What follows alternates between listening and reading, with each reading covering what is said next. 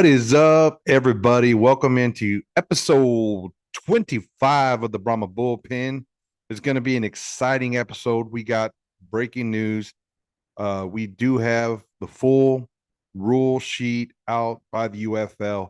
You can go to theufl.com. There was a link to download the PDF so you can get real in depth and read all the minute details on the rules. We're going to cover the key points later in this episode, so stick around if you're interested in seeing some of the rules and opinions on that. But before we go any further, we need to make sure that we announce the winner of game one tickets to the Brahmas. So you're going to see this pop up on my screen. I'm going to look here on my phone. I'm going to go to my randomizer app. So bear with me if I'm looking down. So we entered everybody's name into a randomizer that commented on the video, whether it was on the Brahma Bullpen page or the United Football Media page where we post all of our videos to from the cow pasture. We send them up through the interwebs and they post them there for us. So if you made any comment, words, symbols, whatever you put in there, we entered your name here. So pop that up. We're going to run this randomizer and 3, 2, 1. Let's see who wins tickets to game number 1 on March 31st. Looks like Bradley. Bradley. Got you. Bradley, you're the winner. At Bradley, you posted that Darius Victor was a New Jersey general in 2022. Corrected me. See, that's how you know I'm not partial. Even though you corrected me out here, I truly appreciate the correction. USFL Offensive Player of the Year, and he called me buddy. So he was even, talking a little smack there. So you are the winner, sir. We'll be reaching out to you on YouTube to give you that opportunity to accept those tickets. If he does not accept the tickets, what we'll do after that is spin it again until somebody wants them. Real quick, the next tickets we're going to give away is going to be off of this video, right? So comment on this video, episode 25. We'll wait a couple of weeks and then we'll give out the tickets. The game that we will be giving out the tickets for is going to be April 14th in the Dome versus St. Louis. That's April 14th in the Dome versus St. Louis. We'll be giving away tickets. And I'm going to zoom in here. That game will be at 3 p.m. broadcast on ABC Sunday, April 14th. It'll be the third game of the XFL season and the Brahmas' second home game. Comment on this video for a chance to win those tickets. All right, before we get into the rules and talk about all that stuff, I got to go on a little bit of a tangent. I know we got a lot to talk about in the show, so I'll try not to ramble too long because, we don't want this thing to go forever. But I do have to go on a little bit of a tangent. We are still on X and social media platforms. All the fanboys, you know who you are, fanboys. We're all fanboys. I'll consider myself in that group, but all these diehard spring football fanboys. And we're still running into this USFL versus XFL thing. And there's a couple thoughts I have on it. One, the XFL hub model puts teams and players in home fields. All 8 teams will each have 5 home games in their home market. I don't understand why it's still a topic of conversation while I get chastised for simply pointing out that all teams have a more equal schedule and all fans have a better opportunity to see their players. A lot of people are like talking about players not being in home markets. Hello, there was only one team in one home market the first year of the USFL, and that was the Ponies, right? So obviously, you know who's crying the most about it. Okay, you're still getting 5 home games, Ponies. Shut up. The other thing is year 2, there was only 4 hubs in the USFL. I don't know what the big deal is with the teams being located in Arlington and Dallas. Maybe everybody that doesn't live in Texas just hates Texas and they want to whine about something. But the fact of the matter is, it's the center of the country. It has the best air travel you could possibly imagine, more direct flights other cities than most other airports, right? It's the easiest place to travel, East Coast, West Coast, and Central part of the country, and the Central Time Zone, Mountain Time Zone. Eventually, this league is gonna go from East Coast to West Coast. Nobody wants to have short-sighted visions on where we put the hub or the offices for the XFL, right? I don't understand why we're still talking about that. Eventually, we'll have team ownership uh, be back in local cities and things like that, which would bring a whole nother topic or a whole nother group of problems with it. Because what if an owner wants to buy a team and move them? I mean, we don't know what's going to happen, but for right now, this time period, it's a squashed topic of conversation. The XFL hub model is better than the USFL hub model. Deal with it. The other rant I got, I've said it a couple times in a couple different videos, but I want to let the Birmingham Stallions fans know they are not the champs of anything. Whoever runs the Birmingham Stallion X account and they got back-to-back champs, that's cool. But when the season starts, you're not champ of nothing. USFL don't exist. You don't hear Arlington Renegades and Arlington Renegade fans telling everybody they're the champs and they have XFL champs and their profile and all that stuff. Of course, they count the championship to a league that doesn't exist anymore. The XFL doesn't exist anymore. The league of football known as the XFL does not exist, nor does the league known as USFL exist. We are part of the UFL now. The UFL, the United Football League, is what exists now, and nobody has won that championship. I don't understand why we're worried about, I'd be like, you know, bringing up the Dallas Cowboys championship. Well, Dallas Cowboys were champions in the 90s, so that means Arlington are the champions because the stadium's right next door to Jerry World. Okay, it's the same thing. That doesn't exist. This is UFL. Move on. Let's get to the future. It's here. It's now. It's the present. So that's my rant. Next thing, we're gonna talk to some of our fanboys. If you would pop up the graphic there with Deestroying. Everybody knows Deestroying signed with the Brahmas. And when I mean everybody, I mean even non-spring football friends. Deestroying is the UFL's version of Taylor Swift. A lot of people have been hating on Taylor Swift. Me personally, I could care less. I think people just want to hate Kansas City because they're the winners right now.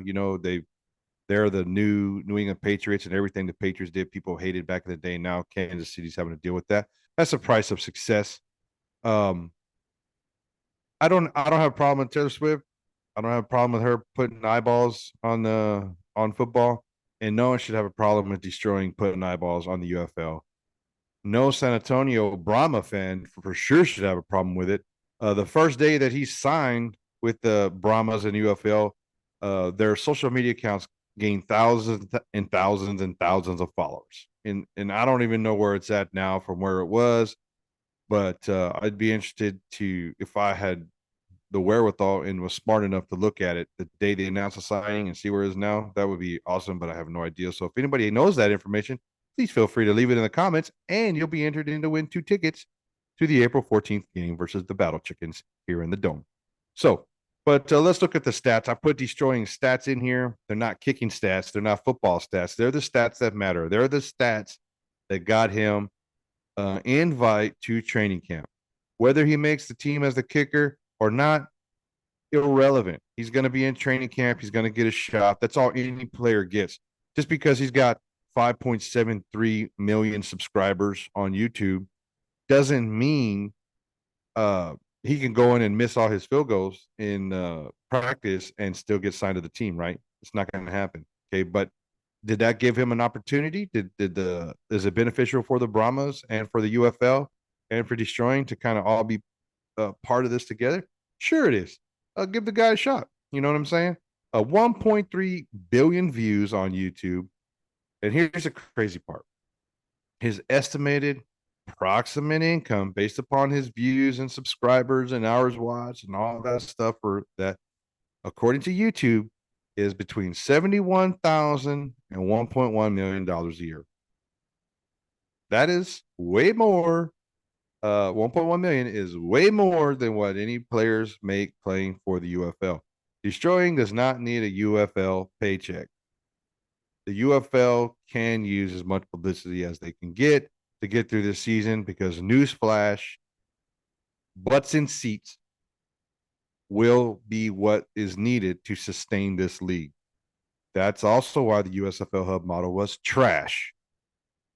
Thank you. Butts in seats. I know here in the Brahma Bullpen, we're doing our part. We are giving away 2 tickets. As I mentioned before, comment on this video. You'll get 2 free tickets to the game. Hopefully that will push someone to start buying some swag, footballs, hats, and make up for it and then get hooked on spring football and come to the games. So I think it's good for the league. I don't know why people were complaining about Deestroying being signed, saying he was taking a position away from like a real football player. The dude was a real football player. He played college ball and he's tried out, and he's not like a YouTube guy that's not a kicker is doing this. You know what I mean? It's not like a Jake Paul or someone who boxes coming in here. This guy was a kicker before he was a YouTube sensation. He's a football player. Welcome to the Brahmas, Deestroying. Good luck in training camp. May the best kicker on the roster win. And that's all I got to say about that. Let's move on to our next slide. Speaking of special teams, a different type of kicker. We're going to go with the announcement that Brad Wing has been signed to the training camp roster by the San Antonio Brahmas as our punter. All of us Brahma fans know he's from Australia. He was our punter last year. He was probably the best punter in the XFL last year. You can see by the stats here, 4.79 yards gross punting average, and 72 yards was his longest punt and it was also the longest punt in the XFL last year. So those are a couple of great stats. Our special teams are looking good. They're going to be solid. Of course, we got Amendola as the potential other kicker going along with Deestroying. If you watched episode 24, you got a little tidbit from Bryce Allen, going to be on some punt coverages, So our special teams are looking really, really good. We don't know. The rumor is, I think AJ Smith is going to be also the special teams coach. That's kind of what Bryce Allen alluded to in our last episode. So we'll see if that actually turns out to be a case. We're still missing a couple of confirmed coach positions there. But Brad Wing was a fan favorite here in San Antonio. Everybody at the Brahmas glad he is back. We're going to get into the punting rules a little bit. It might not be as advantageous for a punter this year with a rule change, and Brad's definitely going to be one of those affected by it. And in our next slide here, we'll start getting into some of the rules, and we'll talk about that just a little bit. So going on to the rules. This is just going to be a helicopter view of the rules. We're not going to get into all the minute details. We're going to assume everybody watching the show is a fan of football and they know what flags and penalties are and why they're being thrown and when they're being thrown and all that stuff. We're going to just look at the key points. So one of the big things is points after touchdowns. Whoever the field goal kicker is, you're not going to be involved in kicking a extra point attempt. I know there's a lot of people mad about that, but let's be honest. It's one of the least impactful plays of the game for football in general. It's 1 point. Most of the time it's a chip shot.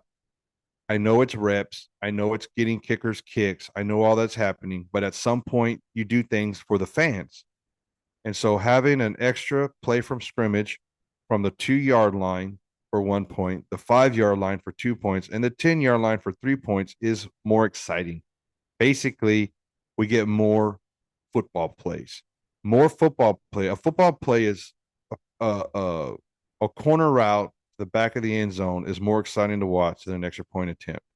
A screen pass to Bryson Allen out on the edge, having our Alex Millette and Yarborough pull and block for him in a screen to get in the end zone is more exciting than watching extra point kick. Okay, I'm just throwing it out there. I know these guys want reps. I know they want to get in the league, but understand the league needs to make decisions that's also good for the league. We need eyeballs. We need butts in seats. More football equals more excitement. It's better for the fans. There's a lot of people that have the player's best interest in mind and they want more reps for the kicker. And I get it. But, you know, this is one of the decisions they made for fans. All right. So, kickoffs are going to be similar to college and football from the 20-yard line. If it goes out of bounds, it's a penalty. You get the ball on the 30. If a kickoff is untouched, the receiving team may only be recovered by the kicking team up to 20 yards from the spot of the kick. All this typical yardage and kicking rules that you would see. We'll get into the punts here in a little bit. So go to the next slide. Other kicking touchback rules. All touchbacks on kicks, punts, or kickoffs will be placed at the 25-yard line. Here we go. This is where Brad Wing and all the punters are really going to have to evaluate their style of play, evaluate the game, and probably come up with unique ways to show off their skills. So any punt that goes out of bounds inside the 25-yard line will be considered a touchback, and the ball would be placed on 25. Do I think it's a great rule? No, I do not. Do I want to chastise the league for making it? No, I do not. Basically, if the ball rolls out of bounds at the 1-yard line, the receiving team gets it on the 25. That does suck, but it also is there to promote more punt returns. So people want to immediately say, well, it's bad for the punters, and it might be bad for the punters. You can still directionally kick the ball. You can still put enough hang time on it to allow the coverage team to get down there and surround the punt returner. You can do those things, hang time, distance. Brad Wing can still punt the ball for 70 yards if he has to. Like all those things can still be there to showcase his talent. There's still going to be the same number of punts. It's not like you're taking punt reps off the game, but it's there to promote returns, and that's more exciting than. I mean, I'm not gonna lie. Seeing a sweep punt where the ball gets down inside the 5-yard line and the coverage team dive in to keep it in there and all that stuff is cool, and I do find that exciting. So I don't know if I would say this is a great rule, but I also know that I do not want to criticize the rule because I'm a UFL homer now. I'm a whatever the UFL wants to do. I'm going to defend it. I am not going to attack my spring football league. I am going to support my spring football league, and I am going to support the San Antonio Brahmas. Horns forward. Let's go. Brad Wing, if you want to come on the channel and call me an idiot for saying that, please do so. I would love to get a punter's perspective on this. Next thing, alternate possession opportunities. So you'll always be able to do an onside kick at any time in the game. This is an XFL rule. Moving to the USFL, the alternate option is if a team is down in the fourth quarter, they can retain possession of it by going for it on 4th and 12 on their own 28-yard line. If you don't get the 4th and 12, obviously the opposing team gets that ball there. They're already in their own red zone or close to it, and they can take it in, and you can get behind by by a lot of points. The Brahmas were, I think, the first team to suffer the consequences of this rule when we were beating St. Louis last year in the Alamo Dome. The Battle Chickens were gonna lose. They scored a touchdown. Then they got the 3-point conversion. Then they got the dadgum fourth. It used to be 4th and 15. Now it's going to be 4th and 12. But then they got the dadgum 4th and 15. And then they went down and beat us. And it was a crazy, crazy last couple minutes of the game. I think it was like a minute and a half. All that stuff happened. So, anyways, it's a cool rule. We'll see what happens in these fourth quarters and what coaches like to gamble. Heinz Ward was a coach last year, and he was definitely a gambler. So he went for all that stuff. Every chance it made sense. The 2 forward pass rules the same as NFL. You can throw it as long as you're behind the line of scrimmage, and then throw it forward. No penalties. Defensive pass interference. I like this. All too often in the NFL, defensive pass interference, they just throw the ball up, and wherever the PI penalty happens, that's where the ball goes, right? And sometimes teams play for the PI call. A team should not be playing for the PI call and using it as an advantage. That means the rules messed up. This is more along the lines of college, where no matter where it happens on the field, it's a 15-yard penalty. It could be a spot foul if it's less than 15 yards, but it's 15 yards or less for the penalties. And then there's the intentional defensive pass interference, or what they would consider to be unsportsmanlike or unnecessary roughness tied to it. That could be a spot foul if it's further. So the other thing is the replay reviews. That is going to be go along with the XFL, which is awesome. Coaches can challenge anything. If they think there's PI and it wasn't called, they can challenge that. If there was PI called, they could challenge that. They get one a game. If you get it right, you keep your timeout. If you get it wrong, they take your timeout. I will tell you this: Hines Ward used this to his advantage in season 1 for the Brahmas. There was many, I at least 4 or 5 different times I saw him throw a flag on what he thought was a penalty, and he got most of them right. He got most of them right. It was extremely helpful. You know, we all watch football and we see something happen and we're thinking where the refs' eyeballs were at.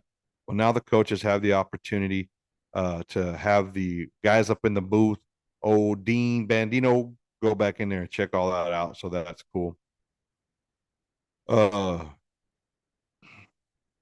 Overtime rules are the best overtime rules on the planet.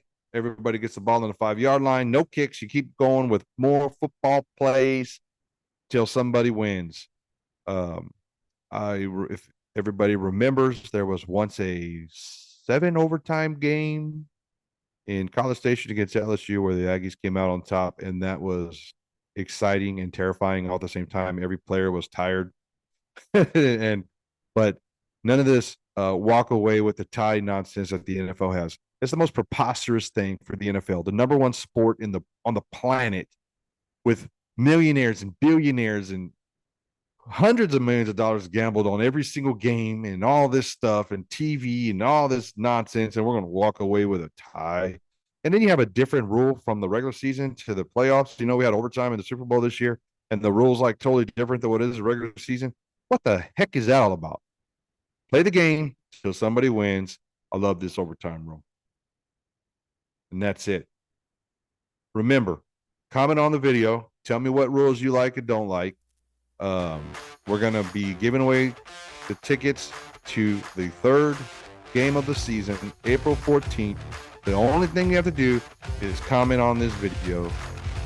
Once again, thanks for watching. From the cow pasture, on behalf of the United Football Media Group, this is the Brahma Bullpen, and we're going to go ahead and get out of here with a horns forward, baby. Like, share, subscribe. Come on.